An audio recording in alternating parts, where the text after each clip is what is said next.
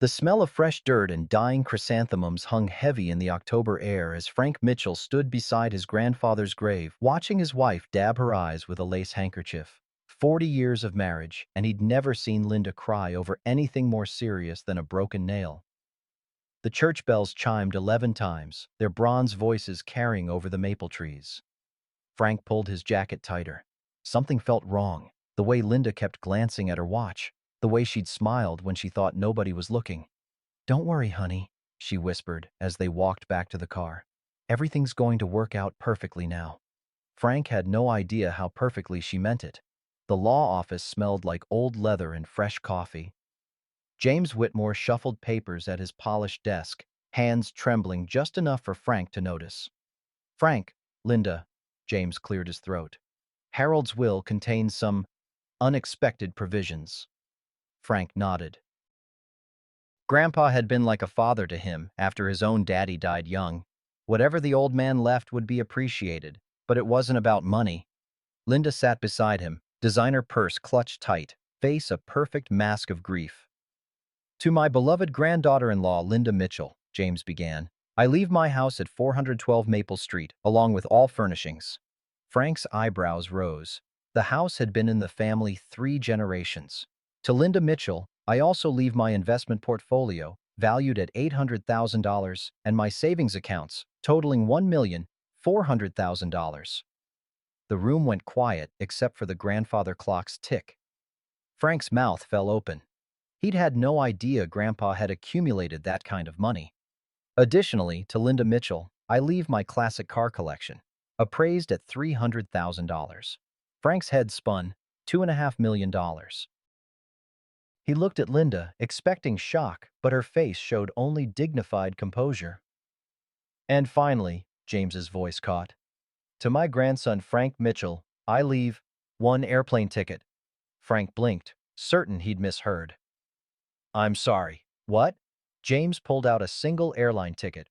One ticket to coordinates 36.1627 degrees N, 86.78 Sun 6 degrees WW. Departure tomorrow.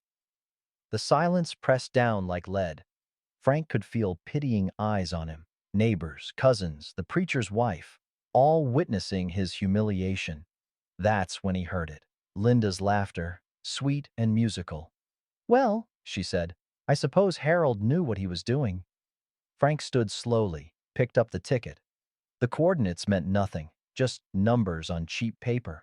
Outside, October wind cut through his jacket. Behind him, Linda's voice was bright and cheerful, discussing details with James, making plans for her new life.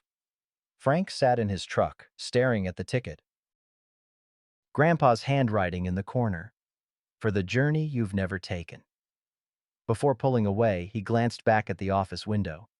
Linda was animated now. All traces of grief vanished. For the first time in 40 years, Frank Mitchell didn't know his wife at all. Frank sat at his kitchen table, the airplane ticket spread before him like evidence of a crime. The coffee had gone cold, but he kept staring at those coordinates. Linda breezed through the door, heels clicking like a countdown timer. "You're still sitting there with that thing?" She set her purse down. "Frank, you need to accept reality. Harold made his choice." "His choice?" "Linda, we spent every Sunday with him for 20 years. When he got sick, who drove him to appointments? Who fixed his roof? And I cooked his meals and listened to his stories." Linda opened the refrigerator. "Some people show love differently. Maybe he thought you were too proud to accept charity." The word charity hit like a slap. "I'm his grandson." "Step-grandson," Linda corrected. "Technically." Frank had never heard her make that distinction. "Where'd you go after the lawyer's office?" "Bank. Had to transfer accounts." Her voice was casual, but she wasn't meeting his eyes. "James helped with paperwork." "That was fast." "I also put the Maple Street house up for sale." "We'll need to move out anyway. This place is too small." Frank felt something cold in his stomach. "Move out. We've lived here 15 years. "With what money, Frank? Your Social Security barely covers groceries." "I've got assets to manage now." A knock at the back door interrupted. Martha Henderson stood holding a casserole dish, wearing her concerned neighbor expression. "Brought you some tuna casserole," she said, stepping into the kitchen. Her sharp eyes took in the tension. "Frank was just telling me about his travel plans," Linda said, smile painted on. Martha studied the ticket. "You know, I saw Harold at the bank 3 months ago, acting real secretive. Same day I saw Linda coming out of James Whitmore's office." The kitchen went quiet. Linda had stopped washing lettuce. "I visit James about lots of things," Linda said. "Insurance, estate planning." "Your future," Frank repeated. "What about our future?" Linda dried her hands slowly. "Frank, I think you should take that trip. Time away will help you process all this." "Process what?" "The fact that Harold saw something in me you've forgotten how to see. When's the last time you made anyone feel appreciated?" The words hit like physical blows. Frank looked at his weathered hands, hands that had fixed everything for 40 years. Martha cleared her throat. "I should let you folks talk." At the door, she paused. "Frank, you know where to find me." After Martha left, Frank sat in growing darkness. Outside, church bells marked another day's end. Linda had disappeared, probably making calls about her new life. Frank poured his cold coffee down the drain, catching his reflection in the window. An old man holding a ticket to nowhere. Maybe it was time for a journey, even if he had no idea where it might lead. Frank woke before dawn. Linda's side of the bed was barely wrinkled. She'd left a note. "Gone to handle business. Back tonight. L. No honey, no love, just L." Martha appeared at the back door with 2 cups of coffee. "Figured you could use company. Saw her car leave early." "Business," she said. "Business. That what we're calling it now?" Martha settled into Linda's chair. "Frank, in 15 years of being neighbors, have I ever stuck my nose where it didn't belong?" Frank almost smiled. "Martha, you stick your nose everywhere." "Fair enough." She pulled out a small notebook. "But this time, you need to hear what I've been seeing." She flipped through pages of neat handwriting. 3 months ago, Linda started visiting James Whitmore's office. Every Tuesday and Thursday, regular as clockwork. Frank frowned. She never mentioned legal business. Gets stranger. 6 weeks ago at Mel's Diner, I saw them together, back booth, heads close, talking quiet. Didn't look like business to me. The coffee turned bitter. "You think they were?" "I think a lot of things." Martha pulled out a receipt. "Found this in their parking lot yesterday. Might be nothing." Frank took the slip. "Riverside Inn, room 247, charged to James Whitmore's credit card. 3 weeks ago." Last month, Harold looked troubled at the bank. Asked about power of attorney documents, whether someone could be coerced into signing things. Martha touched Frank's hand. Said he was worried someone was taking advantage of his old man generosity. Frank stared at the receipt. "You think Linda was manipulating him?"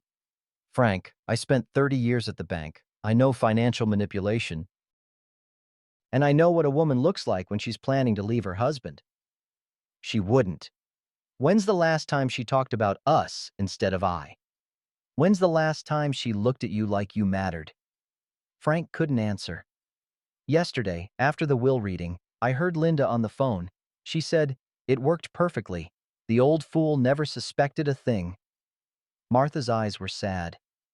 "Frank, I don't think she was talking about you." The implication hit like cold water. "Grandpa." Linda's car pulled into the driveway. She sat talking on her phone, animated and excited. "Remember," Martha said, heading for the door, "sometimes the people who hurt us most know exactly how to hide it."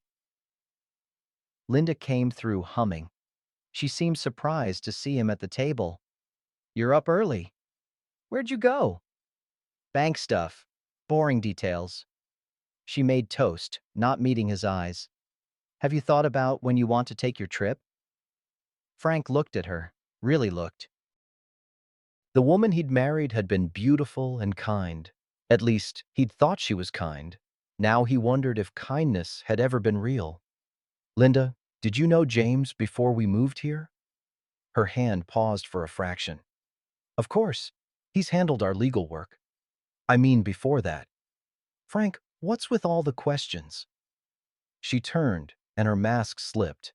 Something cold flickered before the concerned wife expression returned.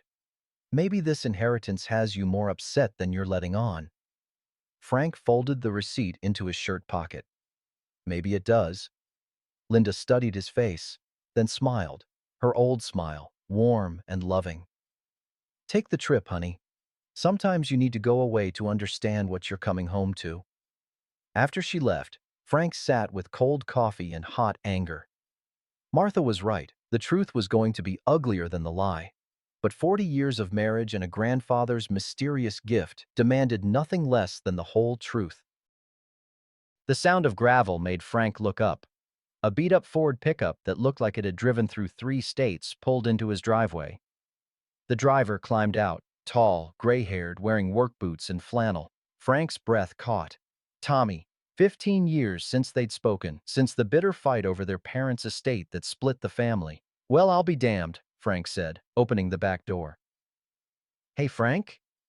Tommy's voice was rougher than Frank remembered. Heard about Harold. Figured I should come. They stood separated by 15 years of stubborn pride. Come on in. Coffee's warm. Tommy followed him into the kitchen, boots loud on linoleum. Place looks good. You always were better at keeping things up. Frank poured coffee. How'd you hear about Grandpa? Mrs. Patterson called. Figured someone should know. Tommy accepted the mug. Sorry I missed the funeral. Been driving long? 2 days from Colorado. Tommy studied Frank's face. You look like hell, brother. Feel worse. They sat in awkward silence. Finally, Tommy pulled out a thick, yellowed envelope. Reason I came. Harold gave me this 6 months ago. Made me promise to bring it if anything happened. Frank stared at the envelope. His name in Grandpa's writing. For Frank, when the time comes. He gave this to you? When? Tommy shifted uncomfortably. Frank, I stayed in touch with Harold. All these years, even after we stopped talking. He wrote regular, and I wrote back. Frank felt sucker punched. You stayed in touch? He made me promise not to tell. Said the family had enough hurt. Tommy leaned forward. But in his letters, especially lately, he was worried. About Linda. About decisions he was making. About people taking advantage. Frank opened the envelope with trembling hands. Inside were letters in Grandpa's careful script, dated over 6 months. The first was addressed to Tommy. I'm concerned about changes I'm seeing. Linda has been unusually helpful lately, which sounds good, but when someone who's never shown interest suddenly starts helping with finances, that sets an old man thinking. Frank looked up. He knew. Keep reading. The next letter was more specific. I've discovered troubling things. Linda and James have been meeting regular, not about any business they've shared with me. I hired a private investigator. What he found? Well, I'm not as naive as some think. I'm changing my will, but not how Linda expects. I'm leaving everything to Frank. But I'm also leaving him a test. If I'm right about what's happening, he'll need to find his strength before his inheritance. Frank's vision blurred. The old man had known everything. The final letter was dated 2 weeks before Grandpa's death. It's worse than I thought. They've been turning me against Frank, feeding lies about how he doesn't care. The cruel irony is Frank never asked for anything, never hinted about inheritance. He loved me for who I was. I've recorded everything. It's all in a safety deposit box in Nashville. The coordinates will lead him there. The key is under my reading chair. If something happens before I can set things right, make sure Frank gets this envelope. He'll need to know his grandfather never stopped believing in him. Frank set the letters down, hands shaking. Tommy gripped his shoulder. I'm sorry. About the fight, staying away, all of it. You're here now. That's what matters. What are you going to do? Frank looked at the airplane ticket, then at the letters, then at his brother, the first real ally he'd had in years. I'm going to Nashville. I'm going to find that box and learn the truth. Tommy nodded. Then I'm going with you. You don't have to. Frank, we've lost 15 years to pride. I'm not losing more time. Besides, Grandpa asked me to take care of you. Linda's car pulled up. When she saw the pickup truck, her expression changed. Surprise, then something like fear. Showtime, Tommy murmured. Linda came through the door, stopping short when she saw Tommy. Tommy Mitchell, this is unexpected. Linda? Tommy nodded but didn't stand. Sorry for your loss.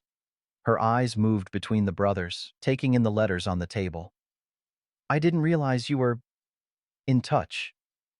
We weren't, Frank said. But we are now. Linda's smile was brittle. How nice.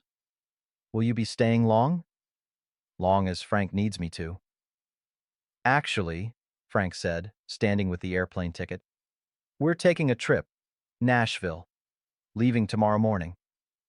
Linda's cup slipped, hitting the floor with a crash. Coffee spread like spilled blood. Nashville. Her voice was barely a whisper.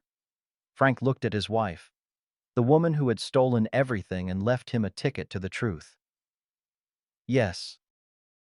I think it's time I took that journey Grandpa wanted me to take.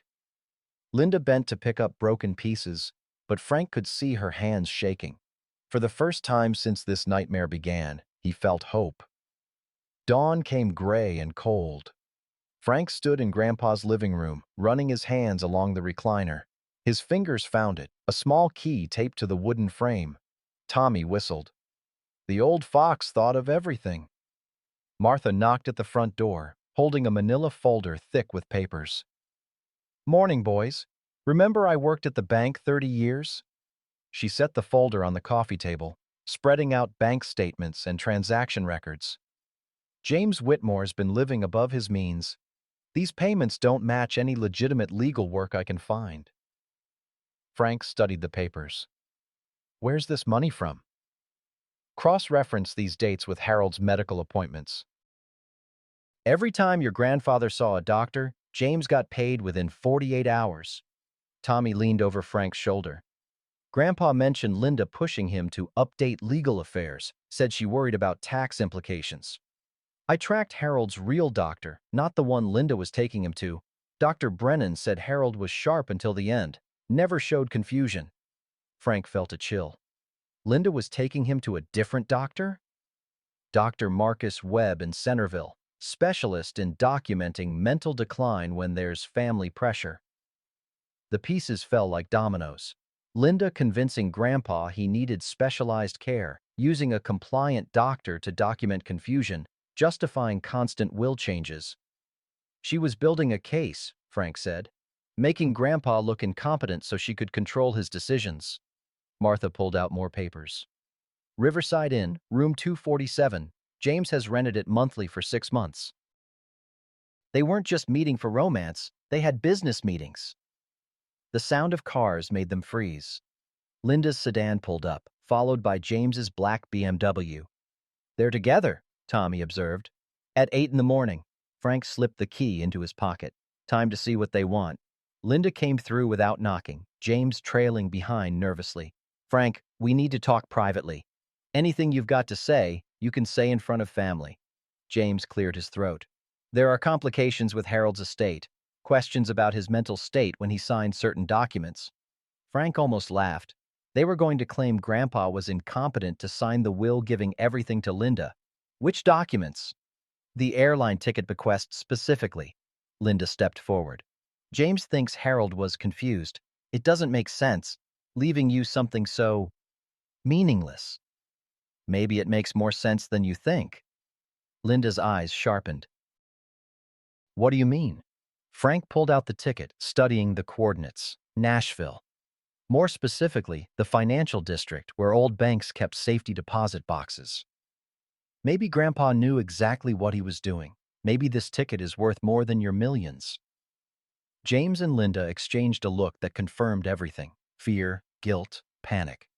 Frank, James said carefully, I strongly advise against pursuing this. If you contest the will, you could end up with nothing. Could I? Or could I end up with everything? Linda's mask started slipping. Harold left you a plane ticket because he felt sorry for you, because he knew you'd never had courage to do anything with your life.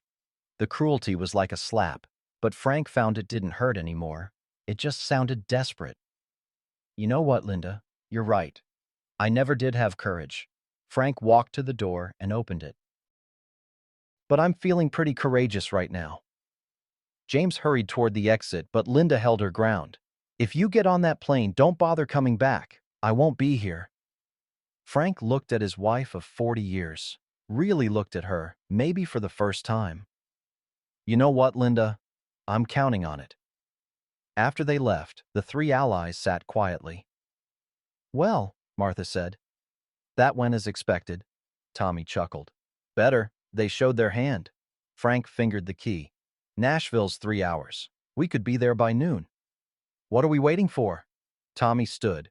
Time to find out what Grandpa really left you. Frank took one last look around the room where he'd spent so many Sunday afternoons. Grandpa always said the best stories had unexpected endings. Time to find out how this one ended. First National Bank of Nashville sat on Church Street like a monument to old secrets. Frank, Tommy, and Martha climbed the marble steps, Frank clutching the safety deposit box key. Bank manager Mrs. Rodriguez examined Harold's death certificate and Frank's ID with professional care. Box 247 was rented 3 months ago, she confirmed, leading them to the vault. Mr. Mitchell was specific about access. Only the person with this key could open it. Did he say anything else? Frank asked. He said he was leaving something that would set the record straight. Seemed very determined. The safety deposit box was larger than expected.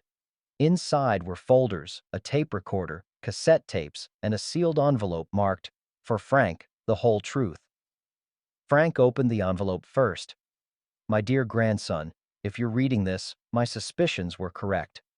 I'm sorry you had to learn about betrayal this way, but I'm not sorry I gave you the chance to find your strength first. This box contains evidence of what Linda and James did in my final months. Recordings, forged documents, falsified medical reports. They thought they were dealing with a foolish old man. But Frank, I was never fooled. I let them think they were succeeding because I needed proof, and I needed to see if you had courage to fight when everything seemed lost. You do. You always did. I just needed you to discover it. There's a second will here, my real will, properly witnessed and filed with a Nashville lawyer. Everything goes to you. The will they read was forged using stolen documents. But more than that, I hope you understand what this taught you. You are worth more than any inheritance. Your character, loyalty, capacity for love, those can't be bought or stolen. Linda never understood that. Take care of yourself and your brother Tommy. Remember that dignity isn't something someone can take, it's something you choose to keep. All my love, Grandpa Harold. Frank had to stop twice to wipe his eyes. Martha handed him tissues without comment. The first folder contained photocopies of checks, payments from Linda to Dr. Webb for consultation services, medical reports documenting Grandpa's supposed decline, all after Linda's arranged visits. Financial records showing how Linda gained account access by helping with banking. The second folder held correspondence between Linda and James dating back 8 months. Darling James, Harold is getting suspicious. We need to accelerate the timeline. Once he signs the new will, we can stop pretending to care about his endless stories. Another was worse. The old fool thinks Frank cares about him. Pathetic how he lights up when Frank visits. It will make this sweeter when Frank realizes his precious grandfather chose me. Jesus, Tommy breathed. She really hated you both. Martha examined the cassette tapes. Frank, you need to hear these. The first tape was dated 2 months before Grandpa's death. Harold's voice came through clearly with Linda's. Linda, Harold, you should let me handle your finances. Frank is busy, and these things are complicated for your age. Harold, I've been managing money 70 years. Linda, yesterday you forgot your checkbook. Last week you couldn't remember Dr. Webb's appointment. Time to let family help. Harold, I didn't forget anything. I put my checkbook where I always put it, and I remember I never made that appointment. Linda, Harold, I think you're more confused than you admit. It would be terrible if something happened because you were too proud for help. Harold, is that a threat? Linda, of course not. It's just accidents happen to elderly people who don't take proper care. Frank stared at the recorder, hands clenched. She threatened him. The second tape was worse. James's voice was unmistakable. James, the new will is ready. Once Harold signs, everything transfers to you, but we need to be careful about timing. Linda, what do you mean? James, Harold can't live too long after signing. If he changes his mind or Frank gets suspicious. Linda, how long? James, a month? Maybe two? Long enough to look natural? Linda, and Dr. Webb? James, Webb will sign whatever death certificate we need. He's done it before. Frank felt sick. They hadn't just stolen from Grandpa, they'd killed him. The final folder contained the real will, properly witnessed by a Nashville firm. Harold Mitchell's $2.8 million estate went to Frank with a special provision.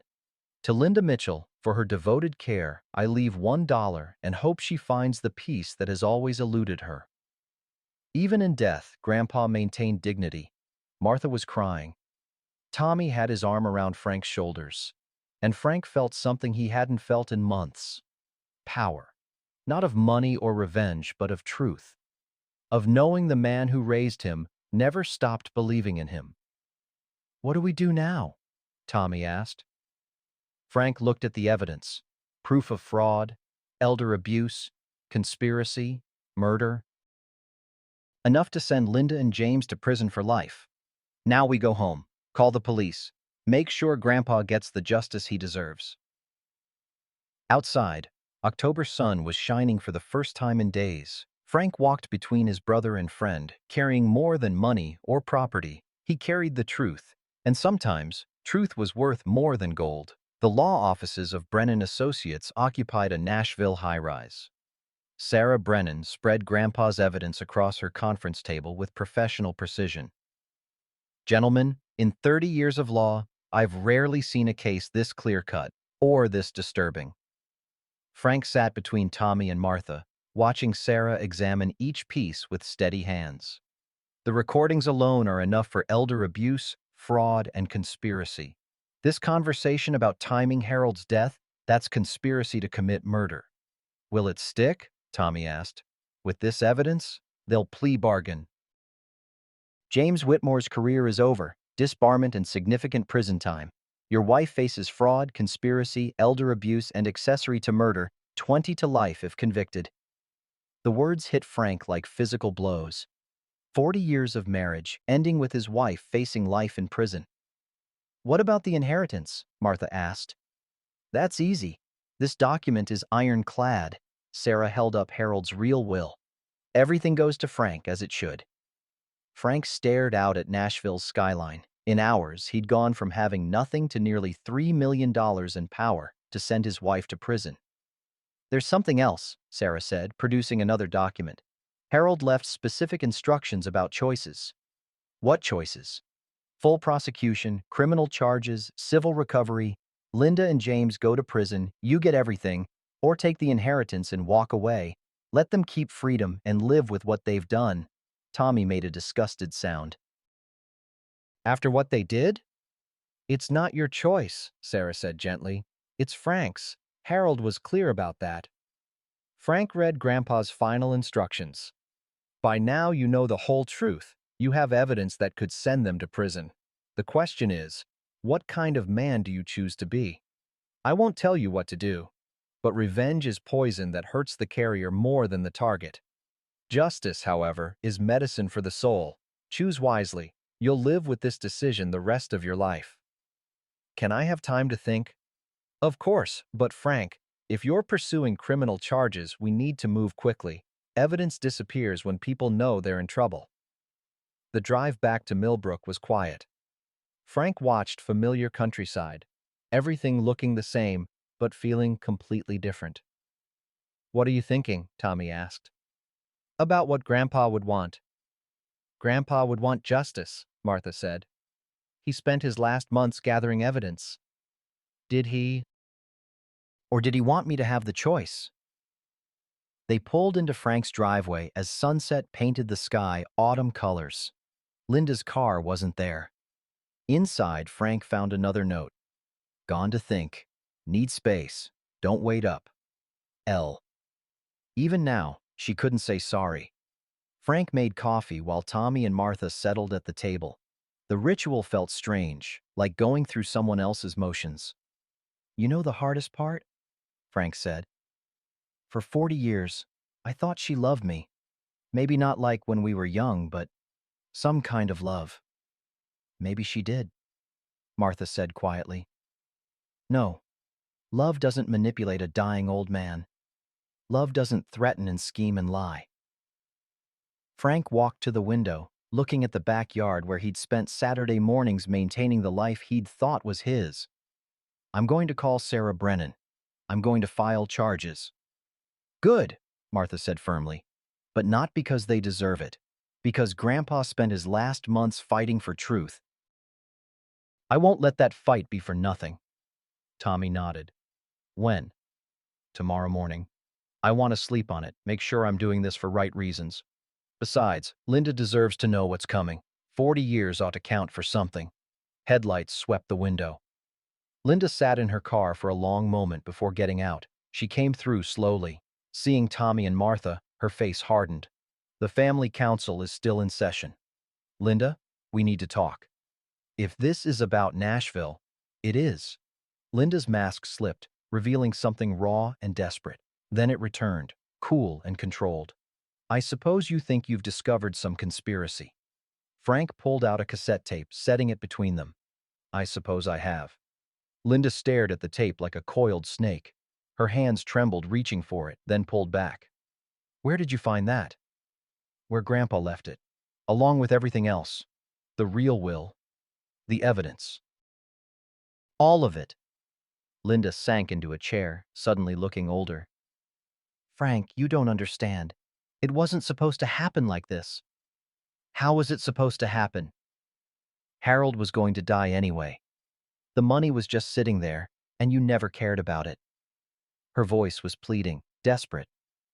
I thought maybe for once I could have something that made me feel secure.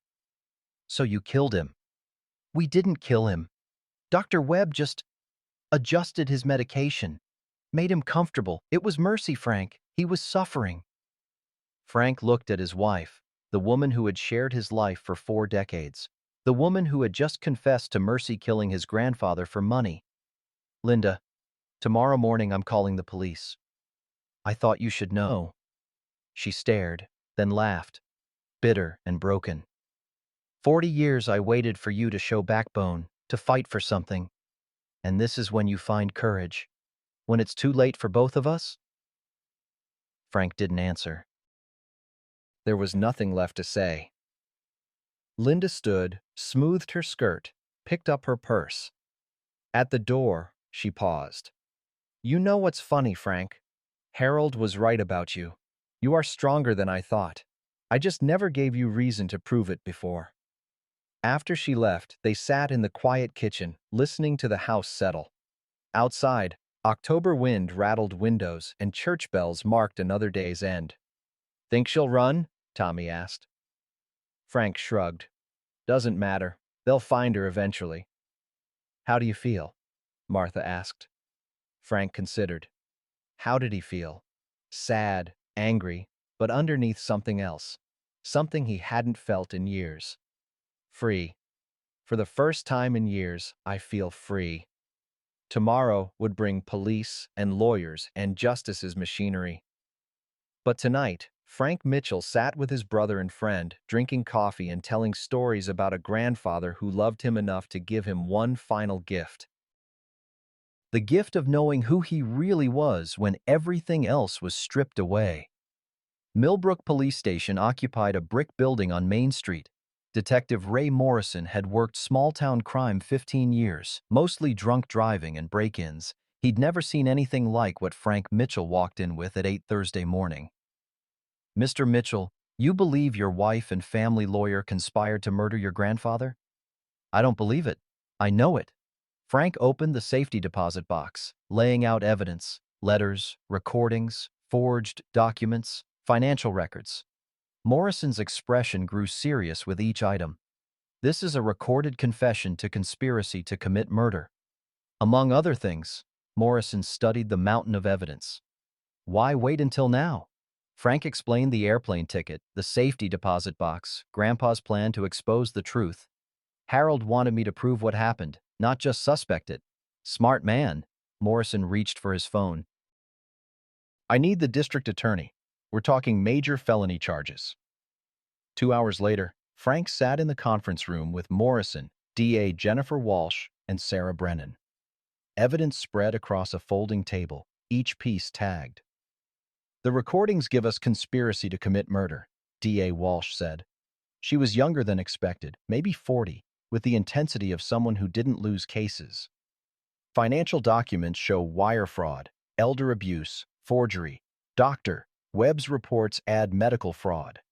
We'll coordinate arrests today. Linda Mitchell, James Whitmore, Dr. Webb. Morrison cleared his throat. Mr. Mitchell, when this news breaks, it'll be the biggest story this town's seen in decades. Frank's phone rang. Linda's name on display. Put it on speaker, Morrison said. Let's hear what she says. Frank? Her voice sounded strained, desperate. We need to talk. I think we said everything last night. Please, meet me somewhere. The diner. I need to explain. Morrison nodded, made a circular motion. Keep talking. Explain what? About Harold, about James, about all of it. Linda's voice cracked. I know how this looks, but it wasn't supposed to happen like this. You killed him, Linda. No. Dr. Webb said the medication would make him comfortable. When Harold died, it surprised us too. Even caught red-handed, still lying. Where are you? James's office. We're trying to figure out what to do. Frank, if this gets out, it destroys both our lives. Can't we work something out? Morrison scribbled notes. Both suspects together. Attempting coordination. Linda, police already know everything. The recordings, fake will, all of it. 30 seconds of silence. When Linda spoke again, her voice was different, harder, desperate. You bastard. You actually called police. What did you expect? I expected you to be the same weak man you've been 40 years. I expected you to take your inheritance and slink away. Well, I guess you don't know me as well as you thought. This isn't over. James has friends in the legal system. We'll fight this. Drag Harold's memory through mud. Make him look like a senile fool. Morrison made a cutting motion. Frank disconnected the call. That was helpful, DA Walsh said. She just admitted being with Whitmore and confirmed they're planning a defense based on Harold's mental incompetence, despite evidence proving the opposite. Morrison stood. Time to move. I want both in custody before they destroy evidence or coordinate stories. James Whitmore's arrest happened first. Frank watched from Morrison's car as state police entered the law office through front and back doors. 10 minutes later, they emerged with James in handcuffs, face gray with shock. Linda wasn't with him. She ran, Morrison observed. Frank's phone rang.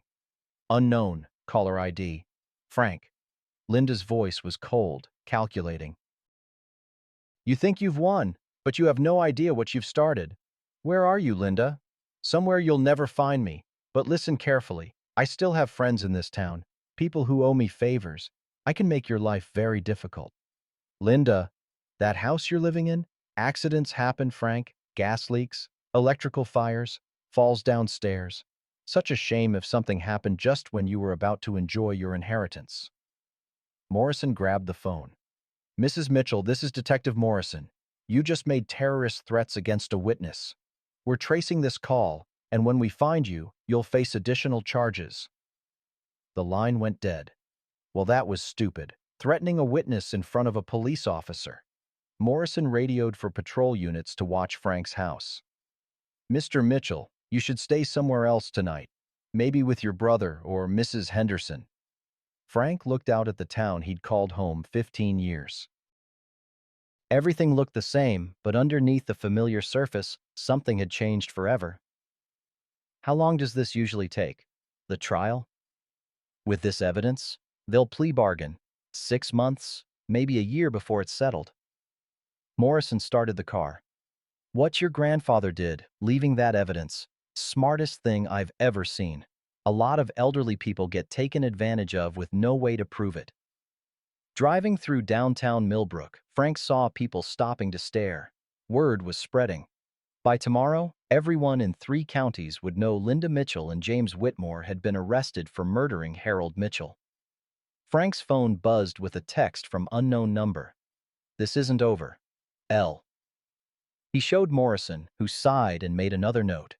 She's really not helping her case.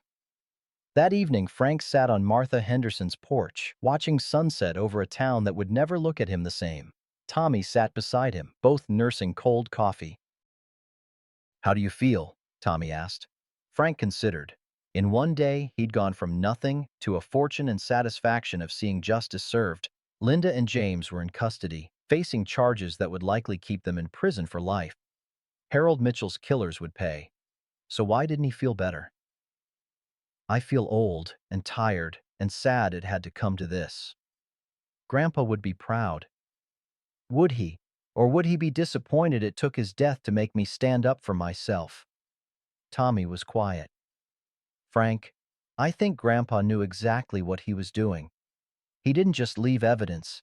He left a test, a chance to prove who you really are when everything's on the line. Frank looked at his brother, estranged 15 years over nothing more than pride. And who am I? You're Harold Mitchell's grandson. A man who does what's right, even when it costs everything he thought he wanted.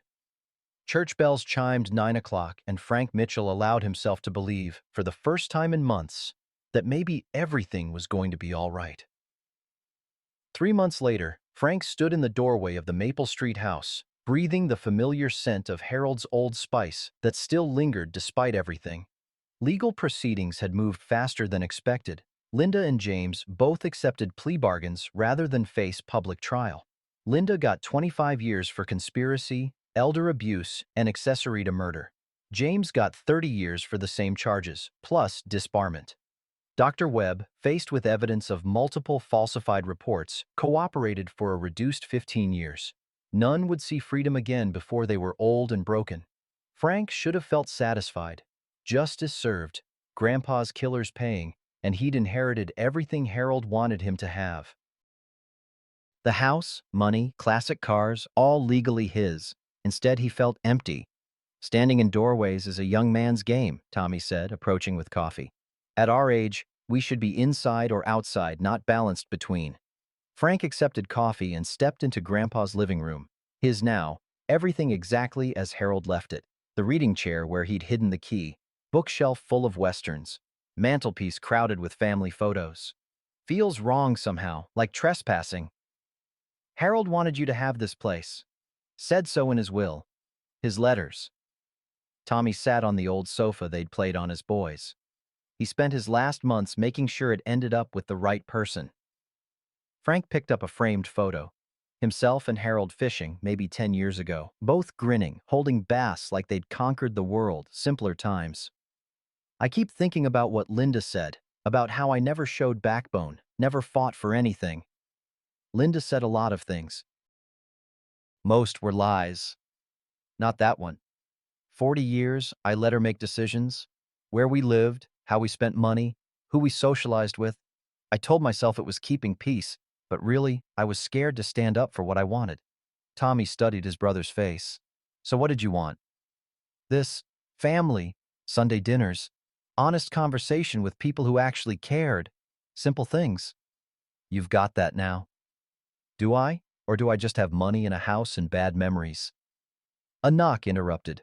Martha Henderson stood on the porch, holding a casserole dish with maternal authority. Tuna casserole. Figured you boys might be tired of takeout and bachelor cooking. You don't have to keep feeding us, Frank said, touched. I don't have to do anything. But I want to. That's what neighbors do. They sat in comfortable silence, watching afternoon sunlight through lace curtains Harold never replaced. Outside, Frank heard small-town life continuing. Kids from school, Mrs. Patterson calling her dog, distant farm equipment, Normal sounds, peaceful sounds. I've been thinking about selling the place, Frank said suddenly. Martha and Tommy stared. Selling it? Martha's voice was sharp. Frank Mitchell, that house has been in your family 3 generations. Harold would roll over in his grave. Would he? Or would he understand I need to start fresh? Frank rubbed his face. Every room has memories of Linda. Every corner reminds me how blind I was. So you're running away? Tommy's voice was gentle but firm. That's your answer? I'm not running away. I'm moving on. To where? To what? Martha leaned forward. Frank, you're talking about throwing away the only real home you've ever had because of bad memories. But memories are just thoughts, and thoughts can change. Frank looked around again, trying to see it through their eyes. Worn wooden floors, Harold installed himself. Stone fireplace where they'd spent winter evenings talking. Big windows that let in perfect morning light. It was a good house, full of love and laughter and honest conversation. Linda had been a visitor here, not the heart of it. There's something else. I've been getting calls. What kind? Tommy asked. Reporters, book publishers. Someone wants to make a movie. They're calling it The Grandfather's Revenge or some nonsense, making it sound like a thriller when it's just a sad story about greed and betrayal. Martha made a disgusted sound. Vultures. The point is, I don't want to spend my life being known as the man whose wife tried to murder his grandfather for money. I want to be known for something better. Then be known for something better, Martha said simply. But don't think you can run from your story. It's part of you now. The question is what you'll do with it. Frank was quiet, sipping coffee and thinking about Martha's words. What was he going to do with his story? With the money, house, second chance Harold had given him? I've been thinking about that too, about what Grandpa would want me to do. Harold wanted you to be happy, Tommy said. That's all he ever wanted. No, it's more than that. Frank stood, walking to the mantelpiece, picking up a photo of Harold as a young man beside the newly built house. Grandpa believed in family, in taking care of people, in doing what's right even when it's hard. He turned back to Martha and Tommy. What if I kept the house but opened it up, made it a place where other people could find what I found here? What do you mean? Martha asked. Frank's mind was racing, ideas forming faster than he could speak. A foundation for elderly people being abused or taken advantage of, a place where they could get help, legal advice, support. We could call it the Harold Mitchell Foundation. Tommy's face lit up. Frank, that's perfect. I could use part of the inheritance to fund it. Keep enough to live on, but put the rest to work helping people going through what Grandpa went through. Frank felt excitement building. Martha, you could help run it. You know banking. You understand financial elder abuse. I'd be honored, Martha said, tears in her eyes. And Tommy, you could handle construction. Convert part of the house into offices. Maybe build a meeting space in the backyard. I'm in, Tommy said without hesitation. Frank looked around the room again, but now he saw it differently. Not a monument to past pain, but a foundation for future hope. A place where Harold's memory could live on in something meaningful and good. There's one more thing. Frank pulled an envelope from his shirt pocket. I got this yesterday. The letter was from Linda, postmarked from Women's Correctional Facility. Frank, I know you don't want to hear from me, and I don't blame you. I've had 3 months to think about what I did, and I can't explain it in any way that makes sense. I guess I was scared of growing old and poor, and that fear made me do things I never thought I was capable of. I'm not asking for forgiveness. What I did to Harold, to you, to our marriage, none of it can be forgiven. I'm writing to tell you I'm glad you found strength to stop me. I'm glad Harold was smart enough to protect you from people like me. You were always a better person than I deserved, Frank. I hope you find peace in whatever life you build next. Frank folded the letter. She's right about one thing. I do need to build a new life. But I'm going to build it here, in this house, with people I trust. The afternoon sun was fading when Martha finally left, promising to return tomorrow with ideas about the foundation. Tommy stayed for dinner, the first family meal Frank had eaten in the house since Harold's death. Later, cleaning dishes, Tommy asked, "Do you think you can really let go of the anger? The betrayal?" Frank considered drying a plate with Harold's old dish towel. "I don't know if I can let go completely, but I can try to turn it into something useful, something that honors what Grandpa believed in." That night, Frank sat alone in Harold's reading chair, going through the old man's books and papers. Tucked inside a volume of Robert Frost poems, he found one final letter he'd missed. "Frank, if you're reading this, you've made it through the worst. You've learned the truth, faced the betrayal, and decided what kind of man you want to be. I'm proud of you, son. Not because you're my heir, but because you had courage to fight for what's right when everything seemed lost. That's the true measure of a man, not what he inherits, but what he does with the strength he discovers in himself. Take care of the house. Take care of your brother. Take care of yourself. And remember that love, real love, isn't something that can be bought or stolen or faked. It's something you choose to give freely and something you recognize when it's given freely to you. You are loved, Frank. You always have been. Don't ever forget that." Frank folded the letter carefully and placed it on the mantelpiece next to Harold's photo. Outside, October wind was picking up, rattling windows and reminding him that winter wasn't far away.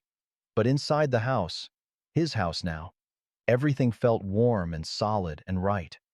For the first time in months, Frank Mitchell went to bed feeling like he was exactly where he belonged. 6 months later, Frank sat on the front porch of the Harold Mitchell Foundation, watching morning sun paint the maple trees gold and red. The rocking chair creaked with each gentle movement, a sound that had become as familiar as his own heartbeat. Steam rose from his coffee cup, carrying the rich aroma that had started every morning of his adult life. The house looked different now, but in the best possible way. Tommy had worked miracles converting the back rooms into offices and meeting spaces while preserving everything that mattered about the original structure. The front porch still welcomed visitors the way Harold had always intended. The kitchen still smelled like coffee and honest conversation. The living room still held the reading chair where an old man had planned one final act of love. But now there were other sounds too. The gentle murmur of voices from the office where Martha counseled an elderly woman whose son was stealing her Social Security checks. The tap of computer keys as Tommy updated the foundation's website. The soft ring of a telephone answered by people who actually cared about the person on the other end. Frank had learned something important in these months of rebuilding. Home wasn't a place you inherited. It was a place you created, day by day, choice by choice, relationship by relationship. Dr. Sarah Brennan climbed the porch steps, briefcase in hand, ready for another day of providing free legal services to people who couldn't afford justice on their own. "Morning, Frank. How many appointments today?" "7. Mrs. Patterson thinks her nephew is forging checks. The Williamson family is dealing with predatory lending, and Martha's got 3 more cases from the hotline." Frank gestured toward the rocking chair beside him. "Coffee's fresh if you want a cup before the chaos starts." Sarah settled into the chair with a grateful sigh. "Any word from the state legislature about the elder protection bill?" "Tommy heard from Representative Davis yesterday. Looks like it's going to pass. Harold's Law, they're calling it." Frank smiled at the irony. Grandpa always said he wanted to make a difference in the world. Took him dying to figure out how to do it. They sat in comfortable silence, watching the town wake up around them. Mrs. Patterson walked her ancient beagle past the white picket fence Tommy had rebuilt from Harold's original plans. The mailman waved from across the street. Normal life, proceeding at its own pace, but somehow more meaningful than it had been before. "You know what I realized?" Frank said, setting his phone aside after reading a text from Tommy about helping an elderly farmer install security cameras. "For 40 years, I thought I was waiting for my life to begin, waiting for Linda to appreciate me, waiting for Grandpa to need me, waiting for something to happen that would make me feel important. And now? Now I know that life doesn't begin when other people recognize your worth. It begins when you recognize it yourself." Frank took a sip of coffee, savoring the bitter warmth. "Grandpa didn't leave me money. He left me the chance to discover who I really was when everything else was stripped away." Sarah nodded, understanding. She'd seen it before. People who discovered their true strength only when they had nothing left to lose. The sound of gravel announced Martha's arrival. She climbed out of her car carrying a box of donuts and wearing the determined expression that meant she'd discovered some new injustice that needed correcting. "Morning, you two. Frank, we've got a situation." She set the donuts on the porch railing and pulled out a stack of papers. "Remember the Johnson case? The woman whose daughter was stealing pension checks? What about it?"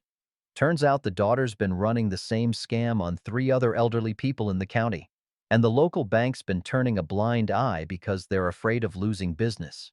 Frank stood, feeling that familiar surge of righteous anger that had become fuel for something useful.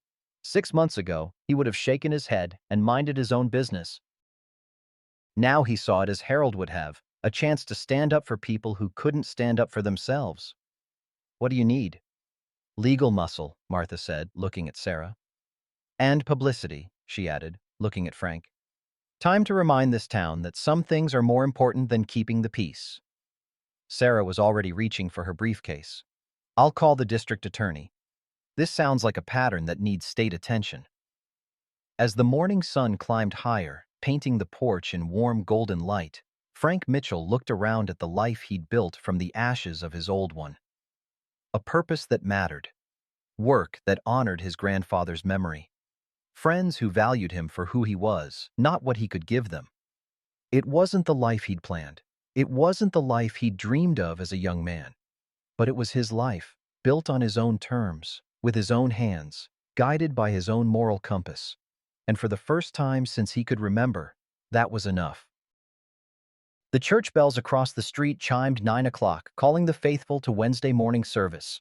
Frank listened to their bronze voices carrying across the town, the same bells that had marked time at Harold's funeral, the same bells that had witnessed his humiliation and his resurrection. Time moved forward, as it always did. But some things, dignity, love, the willingness to fight for what's right, those things were eternal. Frank finished his coffee, set the cup aside, and got ready to start another day of proving that Harold Mitchell had raised his grandson right after all. In the distance, the bells faded to silence, but their message lingered in the morning air. Some things are worth fighting for, some people are worth protecting, and sometimes the greatest inheritance isn't money. Sometimes it's the chance to become the person you were always meant to be.